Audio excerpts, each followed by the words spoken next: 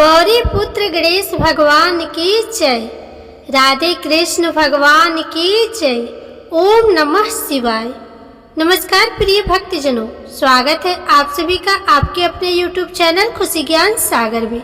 जैसा कि आप सभी जानते हैं, आषाढ़ मास शुरू हो गया है और आषाढ़ मास के कृष्ण पक्ष की एकादशी को योगिनी एकादशी के नाम से जाना जाता है। शास्त्रों के अनुसार योगिनी एकादशी का व्रत करने से हमारी सारी अधूरी इच्छाएं पूर्ण होती है। भगवान श्री हरि विष्णु और माता लक्ष्मी की कृपा सदा सर्वदा बनी रहती है। इस साल 2025 में योगिनी एकादशी का व्रत 2 दिन किया जाएगा, जो कि 21 जून शनिवार को अस्मार्त यानी गृहस्थ समुदाय के लोग करेंगे और 22 जून 2025 रविवार को वैष्णव समुदाय वाले करेंगे। तो आइए भगवान श्री लक्ष्मी नारायण जी के चरणों का ध्यान करते हुए योगिनी एकादशी की कथा को सुनते हैं। माना जाता है कि योगिनी एकादशी का व्रत करने से और 7वें योगिनी एकादशी की कथा को सुनने से ही व्रत का पूर्ण फल प्राप्त होता है। तो आइए श्री गणेश भगवान का ध्यान करते हुए कथा का शुभारंभ करते हैं। जय श्री गणेशाय नमः। एक बार धर्मराज युधिष्ठिर कहने लगे कि भगवान, मैंने ज्येष्ठ शुक्ल एकादशी के व्रत का महात्म्य सुना।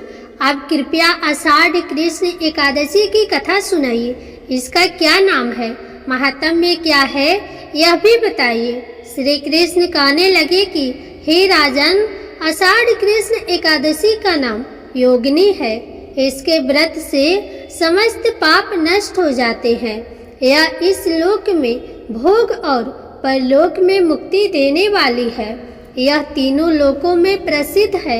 मैं तुमसे पुराणों में वर्णन की हुई कथा कहता हूँ, तुम ध्यान पूर्वक सुनो। स्वर्ग धाम की अलकापुरी नामक नगरी में कुबेर नाम का एक राजा रहता था। वह शिव भक्त था और प्रतिदिन शिव की पूजा किया करता था। हेम नाम का एक माली पूजन के लिए उसके यहाँ फूल लाया करता था। हेम की विशालाक्षी नाम की सुंदर स्त्री थी। एक दिन वह मानसरोवर से पुष्प तो ले आया, लेकिन कामासक्त होने के कारण वह अपनी स्त्री से हास्य विनोद तथा रमण करने लगा। इधर राजा उसकी दोपहर तक राह देखता रहा। अंत में राजा कुबेर ने सेवकों को आज्ञा दी कि तुम लोग जाकर माली के न आने का कारण पता करो, क्योंकि वह अभी तक पुष्प लेकर नहीं आया। सेवकों ने कहा कि महाराज, वह पापी अति कामी है, अपनी स्त्री के साथ हास्य विनोद और रमण कर रहा होगा। यह सुनकर कुबेर ने क्रोधित होकर उसे बुलवाया। हेममाली राजा के भय से कांपता हुआ उपस्थित हुआ। राजा कुबेर ने क्रोध में आकर कहा, अरे पापी, नीच, कामी, तूने मेरे परम पूजनीय ईश्वरों के ईश्वर श्री शिव जी महाराज का अनादर किया है। इसीलिए मैं तुझे श्राप देता हूँ कि तू स्त्री का वियोग सहेगा और मृत्यु लोक में जाकर कोढ़ी होगा। कुबेर के श्राप से हेममाली का स्वर्ग से पतन हो गया और वह उसी क्षण पृथ्वी पर गिर गया। भूतल पर आते ही उसके शरीर में श्वेत कूट हो गया। उसकी स्त्री भी उसी समय अंतर ध्यान हो गई। मृत्यु लोक में आकर माली ने महान दुख भोगे। भयानक जंगल में जाकर बिना अन्न और जल के भटकता रहा। रात्रि को निद्रा भी नहीं आती थी, परंतु शिव जी की पूजा के प्रभाव से उसको पिछले जन्म की स्मृति का ज्ञान अवश्य रहा। घूमते घूमते एक दिन वह मार्कंडेय ऋषि के आश्रम में पहुंच गया, जो ब्रह्मा से भी अधिक वृद्ध थे और जिनका आश्रम ब्रह्मा की सभा के सामने लगता था। हेममाली वहां जाकर उनके पैरों में पड़ गया। उसे देखकर मार्कंडेय ऋषि बोले, तुमने ऐसा कौन सा पाप किया है जिसके प्रभाव से यह हालत हो गई। हेममाली ने सारा वृतांत का सुनाया। यह सुनकर ऋषि बोले, निश्चित ही तूने मेरे सम्मुख सत्य वचन कहे हैं, इसीलिए तेरे उद्धार के लिए मैं एक व्रत बताता हूँ। यदि तू आषाढ़ मास के कृष्ण पक्ष के योगिनी नामक एकादशी का विधि पूर्वक व्रत करेगा तो तेरे सारे पाप नष्ट हो जाएंगे। यह सुनकर हेममालिनी ने अत्यंत प्रसन्न होकर मुनि को साष्टांग प्रणाम किया। मुनि ने उसे स्नेह के साथ उठाया। हेममालिनी ने मुनि के कथना अनुसार विधि पूर्वक योगिनी एकादशी का व्रत किया। इस व्रत के प्रभाव से अपने पुराने स्वरूप में आकर वह अपनी स्त्री के साथ सुखपूर्वक रहने लगा। भगवान श्री कृष्ण ने कहा, हे राजन, यह योगिनी एकादशी का व्रत 88,000 ब्राह्मणों को भोजन कराने के बराबर फल देता है। इसके व्रत से समस्त पाप दूर हो जाते हैं और अंत में स्वर्ग प्राप्त होता है। जय श्री गणेशाय नमः। प्रेम से बोलिए श्री लक्ष्मी नारायण भगवान की जय। एकादशी माता की जय। जय श्री कृष्ण। आज के दिन भगवान विष्णु के किन्हीं भी अवतारों की एक कथा को सुनना बड़ा ही शुभ माना जाता है। तो आज मैं आपको सुना रही हूँ भगवान श्री तिरुपति बालाजी की बड़ी ही सुंदर कथा। इस कथा को बड़ी ही श्रद्धा और प्रसन्नचित मन से सुनिएगा। बोलिए श्री लक्ष्मी नारायण भगवान की जय। तिरुपति बालाजी मंदिर भारत का एक प्रसिद्ध मंदिर है और इस मंदिर में भगवान विष्णु जी की एक अवतार स्वामी वेंकटेश्वर जी विराजमान है। इसी वजह से मंदिर को प्रसिद्ध रूप से स्वामी वेंकटेश्वर मंदिर के रूप से भी जाना जाता है। भगवान वेंकटेश्वर जी को विष्णु जी का एकमात्र उस रूप से जाना जाता है जिन्होंने कलयुग के कष्टों से लोगों को बचाने के लिए अवतार लिया है। एक बार समस्त देवताओं ने मिलकर एक यज्ञ करने का निश्चय किया। यज्ञ की तैयारियां पूर्ण हो गई। तभी वेद ने एक प्रश्न किया तो एक व्यवहारिक समस्या आ खड़ी हुई। ऋषि मुनियों द्वारा किए जाने वाले यज्ञ की हविष तो देवगण ग्रहण करते थे, लेकिन देवों द्वारा किए गए यज्ञ की पहली आहुति किसकी होगी, यानी सर्वश्रेष्ठ देव का निर्धारण जरूरी था, जो फिर अन्य सभी देवों को यज्ञ का भाग प्रदान करे। ब्रह्मा, विष्णु, महेश परमात्मा थे। इनमें से श्रेष्ठ कौन है, इसका निर्णय आखिर हो तो कैसे। भृगु जी ने इसका दायित्व संभाला। वह देवों की परीक्षा लेने चले। ऋषियों से विदा लेकर वह सर्वप्रथम अपने पिता ब्रह्मदेव के पास पहुँचे। ब्रह्मा जी की परीक्षा लेने के लिए भृगु ने उन्हें प्रणाम नहीं किया। इससे ब्रह्मा जी अत्यंत कुपित हुए और उन्हें श्रेष्ठता सिखाने का प्रयत्न किया। भृगु को गर्व था कि वह तो परीक्षक है, परीक्षा लेने आए हैं, पिता पुत्र का आज क्या रिश्ता। भृगु ने ब्रह्मदेव से अशिष्टता कर दी। ब्रह्मा जी का क्रोध बढ़ गया और अपने कमंडलू लेकर पुत्र को मारने भागे। भृगु किसी तरह वहां से जान बचाकर भाग चले आए। इसके बाद वह शिव जी के लोग कैलाश को गए।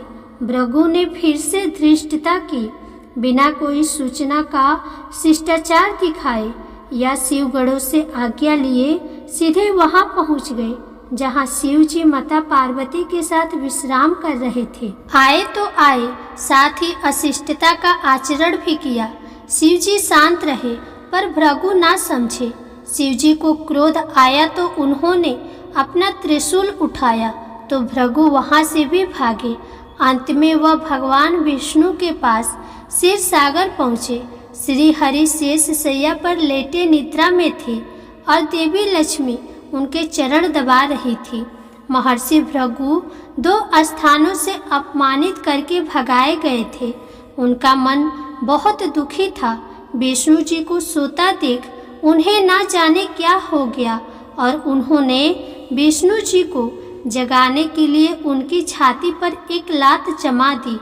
विष्णु जी जाग उठे और भृगु से बोले, मेरी छाती ब्रज के समान कठोर है, आपका शरीर तप के कारण दुर्बल, कहीं आपको चोट तो नहीं आई। आपने मुझे सावधान करके कृपा की है आपका चरण चिन्ह मेरे वक्ष पर सदा अंकित रहेगा।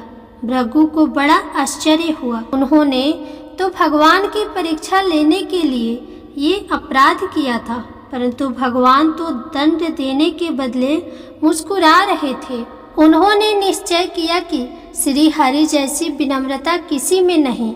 वास्तव में विष्णु जी ही सबसे बड़े देवता है। भृगु जी ने लौटकर सभी ऋषियों को पूरी घटना सुनाई। सभी ने एक मत से यह निश्चय किया कि भगवान विष्णु को ही यज्ञ का प्रधान देवता समझकर मुख्य भाग दिया जाएगा। लक्ष्मी जी ने भृगु को अपने पति के छाती पर लात मारते देखा तो उन्हें बड़ा क्रोध आया, परंतु उन्हें इस बात पर क्षोभ भी था कि श्री हरि ने उदंड को दंड देने के स्थान पर उल्टे चरण पकड़ लिए और क्षमा मांगने लगे। क्रोध से तमतमाई महालक्ष्मी को लगा कि वह जिस पति को संसार का सबसे शक्तिशाली समझती है वह तो निर्बल है। यह धर्म की रक्षा करने के लिए अधर्मियों एवं दुष्टों का नाश कैसे करते होंगे। महालक्ष्मी ग्लानि से भर गई और मन श्री हरि से उचट गया। उन्होंने श्री हरि और बैकुंठ लोक दोनों के त्याग का निश्चय कर लिया। स्त्री का स्वाभिमान उसके स्वामी के साथ बंधा होता है। उनके समक्ष कोई स्वामी पर प्रहार कर गया और स्वामी ने उसका प्रतिकार भी नहीं किया। ये बात मन में कौंधती रही। ये स्थान वास के योग्य नहीं, पर त्याग कैसे करे? श्री हरि से ओझल होकर रहना कैसे होगा? महालक्ष्मी उचित समय की प्रतीक्षा करने लगी। श्री हरि ने हिरण्याक्ष के कोख से मुक्ति दिलाने के लिए वराह अवतार लिया और दुष्टों का संहार करने लगे। महालक्ष्मी के लिए ये समय उचित लगा। उन्होंने बैकुंठ का त्याग कर दिया और पृथ्वी पर एक वन में तपस्या करने लगी। तप करते करते उन्होंने अपना शरीर छोड़ दिया। विष्णु जी वराह अवतार का अपना कार्य पूर्ण कर बैकुंठ लौटे तो महालक्ष्मी नहीं मिली। वह उन्हें खोजने लगे। श्री हरि ने उन्हें तीनों लोकों में खोजा, किंतु तप करके माता लक्ष्मी ने भ्रमित करने की अनुपम शक्ति प्राप्त कर ली थी। उसी शक्ति से उन्होंने श्री हरि को भ्रमित रखा। आखिर श्री हरि को पता लग ही गया, लेकिन तब तक वह शरीर छोड़ चुकी थी।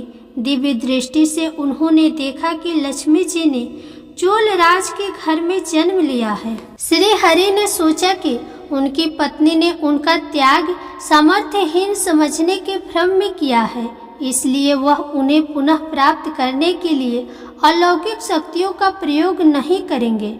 महालक्ष्मी ने मानव रूप धारा है तो अपनी प्रिय पत्नी को प्राप्त करने के लिए वह भी साधारण मानवों के समान व्यवहार करेंगे और महालक्ष्मी जी का हृदय और विश्वास जीतेंगे। भगवान ने श्रीनिवास का रूप धरा और पृथ्वी लोक पर चोल नरेश के राज्य में निवास करते हुए महालक्ष्मी जी से मिलने के लिए उचित अवसर की प्रतीक्षा करने लगे। राजा आकाश राज निसंतान थे। उन्होंने सुखदेव जी की आज्ञा से संतान प्राप्ति यज्ञ किया। यज्ञ के बाद यज्ञशाला में राजा को हल जोतने को कहा गया। राजा ने हल जोता तो हल का फल किसी वस्तु से टकराया। राजा ने उस स्थान को खोदा तो एक पेटी के अंदर सहस्त्रदल कमल पर एक कन्या विराज रही थी।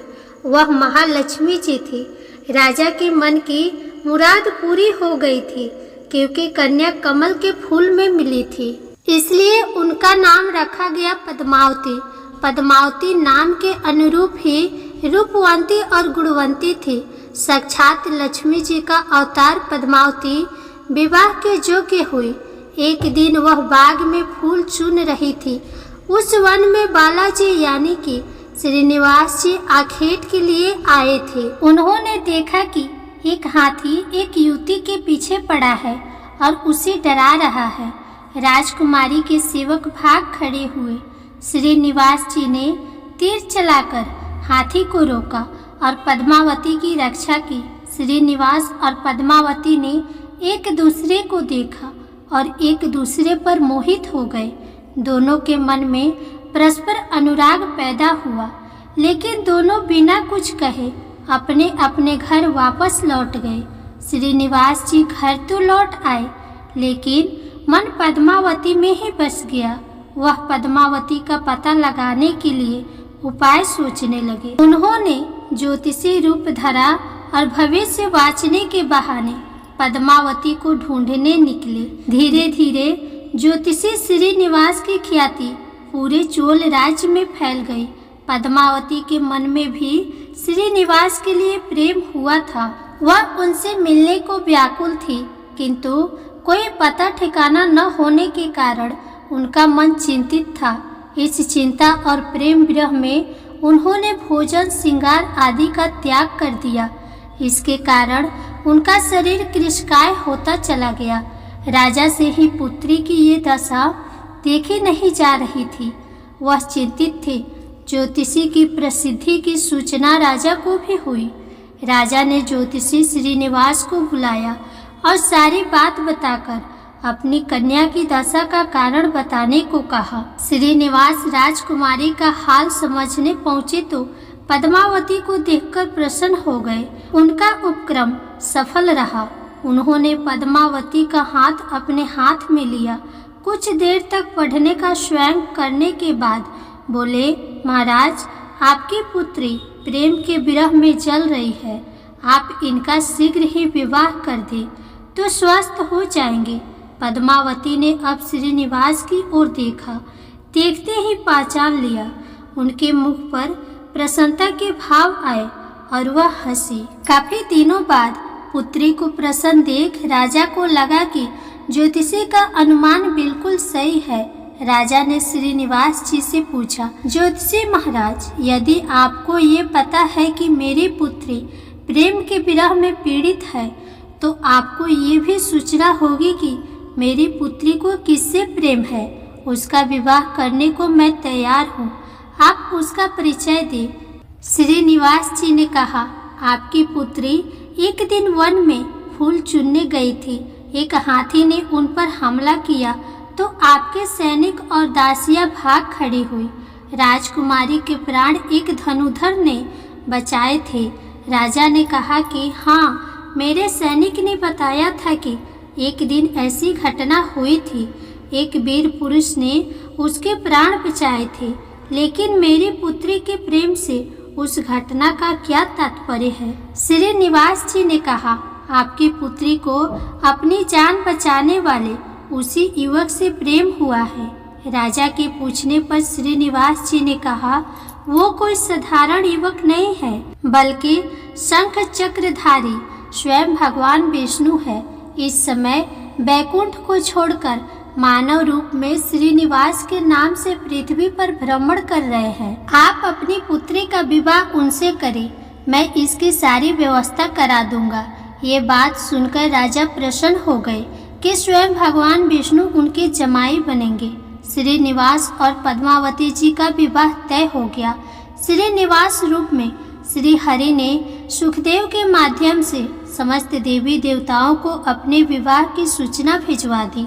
सुखदेव की सूचना से सभी देवी देवता अत्यंत प्रसन्न हुए। सभी देवी देवता श्रीनिवास जी से मिलने और बधाई देने पृथ्वी पर पहुँचे, परंतु श्रीनिवास जी को खुशी के बीच एक चिंता भी होने लगी।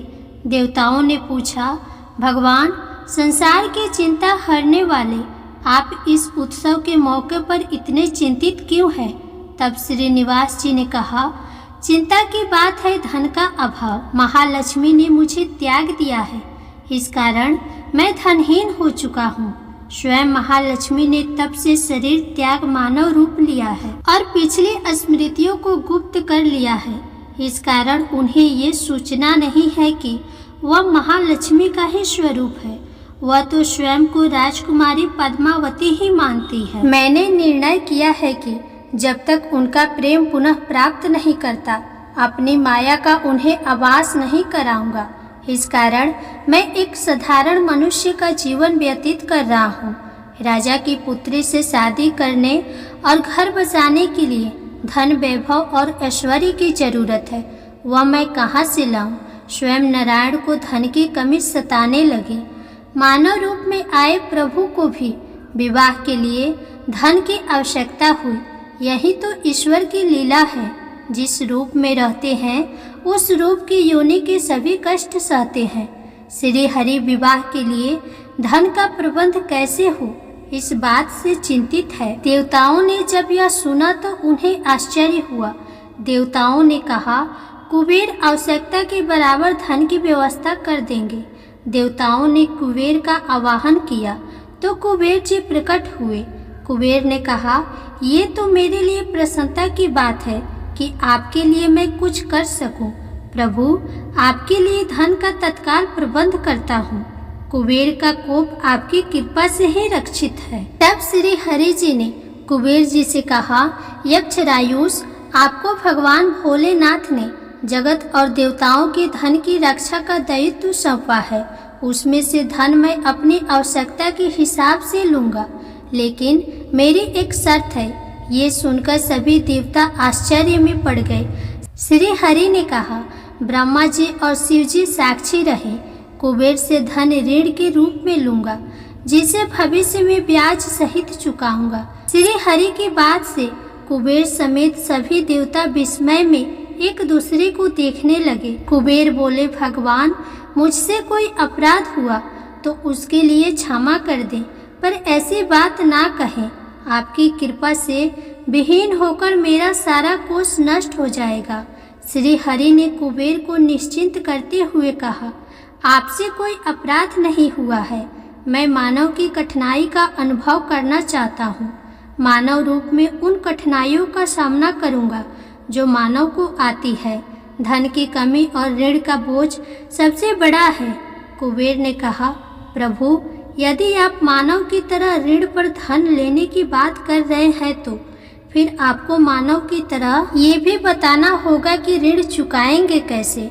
मानव को ऋण प्राप्त करने के लिए कई शर्तें झेलनी पड़ती है। श्रीनिवास जी ने कहा, कुबेर, ये ऋण मैं नहीं, मेरे भक्त चुकाएंगे, लेकिन मैं उनसे भी कोई उपकार नहीं लूँगा। मैं अपनी कृपा से उन्हें धनवान बनाऊंगा। कलयुग में पृथ्वी पर मेरी पूजा धन, ऐश्वर्य और वैभव से परिपूर्ण देवता के रूप में होगी। मेरे भक्त मुझसे धन, वैभव और ऐश्वर्य की मांग करने आएंगे। मेरी कृपा से उन्हें ये प्राप्त होगा। बदले में भक्तों से मैं दान प्राप्त करूंगा, जो चढ़ावे के रूप में होगा। मैं इस तरह आपका ऋण चुकाता रहूंगा। कुबेर जी ने कहा, भगवान, कलयुग में मानव जाति धन के विषय में बहुत विश्वास के योग्य नहीं रहेगी। उन पर आवश्यकता से अधिक विश्वास करना क्या उचित होगा। तब श्रीनिवास जी बोले, शरीर त्यागने के बाद तिरुपति के तिरुमाला पर्वत पर बालाजी के नाम से लोग मेरी पूजा करेंगे। मेरे भक्तों की अटूट श्रद्धा होगी। वो मेरे आशीर्वाद से प्राप्त धन में मेरा हिस्सा रखेंगे। इस रिश्ते में ना कोई दाता है और ना कोई याचक। हे कुबेर, कलयुग के आखिरी तक भगवान बालाजी धन, ऐश्वर्य और वैभव के देवता बने रहेंगे। मैं अपने भक्तों को धन से परिपूर्ण करूंगा तो मेरे भक्त दान से न केवल मेरे प्रति अपना ऋण उतारेंगे, बल्कि मेरा ऋण उतारने में भी मेरी मदद करेंगे। इस तरह कलयुग की समाप्ति के बाद मैं आपका मूल धन लौटा दूंगा।